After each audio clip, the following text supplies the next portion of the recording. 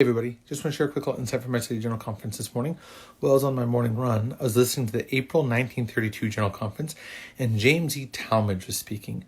And Elder Talmage starts off his talk by speaking about motivations and what motivates us to do things.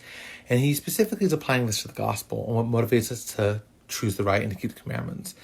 And he, gives a pretty generic talk on motivations, but then he says something that's super important that I see people getting wrong all the time.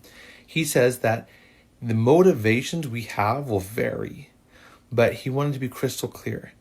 No matter what your motivation is, it is better to do the right thing than to do the wrong thing. It is better to keep the commandments than to break the commandments.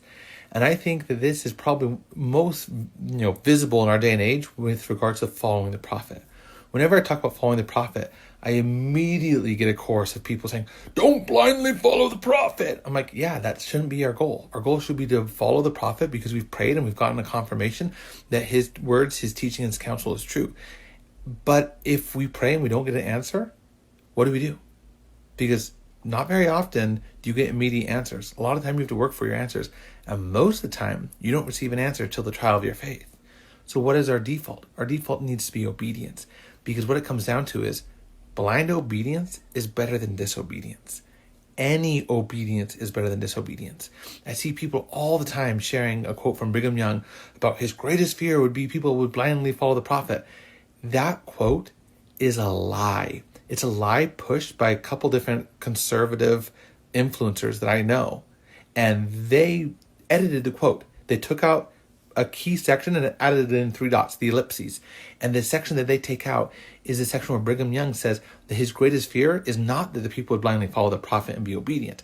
It's that they would blindly follow the prophet and not receive their personal confirmation that is their right and their duty to receive, and that they would then be robbed of the support that they could then lend to the prophet and to the leadership of the church.